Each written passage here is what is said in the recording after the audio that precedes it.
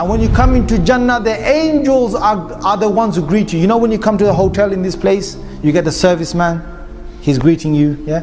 Your serviceman, first serviceman inside Jannah are the angels.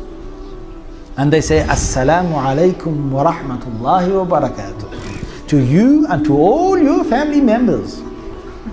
All of you. Don't worry, they won't have this American accent, yeah? Just put that on. But what they will have is, they will have the language of Arabic. Everyone in Jannah will automatically speak Arabic. Everyone in Jannah, Rasulullah sallallahu alaihi wasallam said, automatically in Jannah, when you get inside, the hadith of Bukhari, you will be like your father Adam alayhi salam, 60 foot tall. 60 foot tall, 7 foot wide. Everyone will be the size of Adam alayhi salam. Everyone will have the voice of Dawood alayhi salam. Because when Dawood alayhi salam used to sing the Psalms that Allah revealed to him, he used to sing it, and he had the most beautiful voice any human being ever had. And Allah said in the Holy Quran, in Surah Sad, that when he used to sing At-Tayra Mahshura, the birds used to come in their hundreds, in lines, in rows, and they used to sit right around him, and they used to all sing along with him. Even Allah said, Al-Jibal, the mountains will sing with him. If you heard his voice, your heart would melt. You know, some people have voices, subhanAllah, he had the best of the voice. So every person of Jannah will have that voice. Every person in Jannah will get the beauty of Yusuf alayhi salam. Subhanallah. But don't worry, there won't be any other kind of people in Jannah. Only men to women and women to men, alright? There's no other business, alright? Yusuf alayhi salam was the most handsome individual. The women cut their hands, they were blood pouring down. Even if you cut your hand, you know how painful it is. They cut it right from between the thumb and the forefinger. They cut it. There's a cut in the apple. They went straight through the skin, into the meat, right towards the bone, and they're still going. That's you in Jannah, brother. So you come inside, and the angels greet you, and you get the husn of Yusuf, and from your heart, all that hatred is taken out. And the fourth thing Rasulullah sallallahu alaihi wasallam said, every person gets what? Is what? You get the character of Muhammad sallallahu alaihi wasallam. Allah. So you're not going to hurt anyone in Jannah, don't worry. If you basically, accidentally do something, there's no accidents in Jannah, but I'm just saying, if there is, don't worry, there's no hospitals. So if you work as a doctor, you don't get no job in Jannah, don't worry. You know what I'm saying? There's no lawyers in Jannah, there's no arguments in Jannah. So if you're a lawyer, so there's nothing. No engineers, you don't have to build Jannah, it's all built for you, right? Nothing goes wrong in Jannah. Subhanallah, Prophet sallallahu alaihi wasallam said in the Sahih Hadith of Muslim, you do not even have anything coming out of your nose in Jannah. You get a cold and nothing. You got, when you wake up in the morning, you got to basically blow your nose out clean. None of that. There's no bad air in Jannah. There's no bad dust in Jannah. Jannah is perfect. The Surah Al-Dahr says that لا يرون فيها شمسا ولا زمهريرا. You will never see the sun in Jannah. There's been natural light. You'll never have a cold day in Jannah. There's no cold, there's no hot. When sometimes you feel that, on some days you come out and you feel, wow, that is nice, man. The wind is blowing just the right amount. And the sun is, on your face just the right amount. That kind of day, that's every day in Jannah. Every day in Jannah. It never gets, and it gets better. It always gets better. So you can imagine you've come inside here, there's nothing, no one will spit in Jannah. Some guys, I can't stand them in this world when they, every time, yeah bro, we're talking. They think it's Mr. Bad Man, It's horrible. Why are you doing that for? I mean, come on, in the Sunnah, Rasulullah said what? He said, even in masjid, if you see someone's, something come out of the mouth, or the nose, you see it, you better clean it, because, subhanAllah, what did Prophet say? He said, this is a hadith in Bukhari, he said, Allah presented to me the actions the best of actions and the worst of actions. From the best of actions I saw, a man who will remove a harmful item from the pathway. That's the best of actions. From the worst of actions is, there's a bit of phlegm, or there's a bit of the part from the nose, mucus, inside the masjid, and people see it and they don't want to clean it. That's from the worst of actions. So no one's going to spit in Jannah. There's no toilets in Jannah. Woohoo! You can go, you can enjoy yourself, don't have to worry about the toilet. You can drink, when they drink alcohol, there's a problem of letting it all out, right? There's none of that problem. You can drink and drink. No one will go to the toilet in Jannah, and then that word, the Sahaba said, Messenger of Allah, what? Yeah, you drink, you eat all of that, you got the power of 100 men to eat. You know what I'm saying? Some people, you sit with them in this world, you think, God, take it easy, man. Before you got 5 chickens, before you take one in, he's taking 4. Right? God, man, take it easy. There's some people like that. Now, don't worry, in Jannah, you got plenty of food. Yeah, the food in Jannah is so much. La ilaha, so much. You can sit there all day and eat.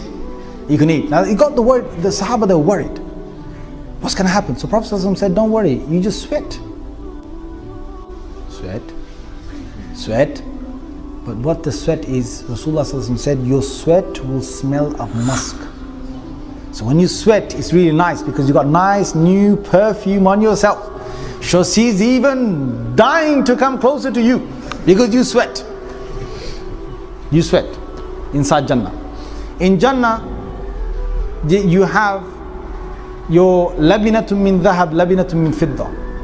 You have certain houses made of pure gold. There's certain places of Jannah made of pure gold. Certain places made of pure silver. Certain places pure diamonds, pure rubies. And certain places Allah mixes them up. One brick is gold, one brick silver, one brick emerald, one brick diamond, one brick sapphire, one brick something else. Each one is different. The door of one of the palaces that you've got in Jannah is so big, it's from the earth here to our sky. And you walk inside. When you walk inside, you've got one room that leads to another room, that leads to another room, that leads to another room, and each one, you can imagine the size of these. Each room has got 70 tables of food. Each table has got 70 different plates of food. Each plate has got certain dishes, and each time they take a fruit, you know what will happen? They take a fruit, and sometimes you get to be spoiled, right? People of Jannah, they get to be spoiled. They eat one fruit and they say, okay, thanks, I've tasted it. They give him a fruit and it looks exactly the same. They say, hey, to the servant. You can have loads of servants. Really nice, looking good, young servants, alright? But you can't do anything with them. They will serve you. Allah said, Ghilman, the young boys that will serve you. Right? And they will serve you and they will give you dish after dish. The one giving you one, and the next one gives you another one. They're your servants in Jannah. You tell them whatever to do, they'll do it. And they give you one fruit that is similar to another fruit. وَأُتُوا بِهِ مُتَشَابِهًا. They're given the same fruit. And say, hey, listen, what are you giving the same fruit? I've just tasted this one, give me another one. They say, no, taste it. When they tasted, the same fruit tasted different. The same fruit tastes different. And some fruits, you taste them, each bite you taste, they're always different. Each bite you have is different. So you eat. Allah says what? لَحْمِ طَيْرٍ مِمَّا يَشْتَهُونَ. In a hadith of Tirmidhi, a person sees in Jannah, he's sitting down, he's lying down, and he sees a nice bird flying over. It's a real bird, right? Not the other bird, right? The real bird. Flying over. So he sees and he wishes that he could have, he remembers in the world he used to love chicken and chips, right? Chicken and chips? I'm not saying the hadith says chicken and chips, right? But I'm just saying he probably wants that roasted right in front of him, grilled, barbecued, whatever, yeah? So he wants that. He just has his desire, and that bird from the air drops right in front of him, roasted, ready, barbecued, grilled, and he just bunches it, throws the bones away, and when he throws the bones away, that bones become another bird, the same bird, and it flies away. I can imagine some of you just looking back and going, right, get back here. Where are you going? You're too nice. Get back here. In Jannah, they have, according to hadith of Tirmidhi, you have marketplaces. And these marketplaces, when they go there, the marketplaces have designer faces. You don't have no plastic surgery in Jannah, brother, sister, cosmetic, this, that. You go, you have these designer faces. These are real people inside Jannah who've got beautiful faces. And they're all in different places of the market. And you just look at them, you just desire that your face looks like that and your face changes. your face changes. But you might get worried now, right? When I go back to my wives, they're not going to recognize me. They come back home and their wives come running out to them. And they say, you look even more beautiful than what you went, with the face you went with. You look even more beautiful. They will have 70 pieces of clothes on them. Thin pieces, fabrics on them. Each one is a very delicate fabric on the hur'in, the hawra. 70.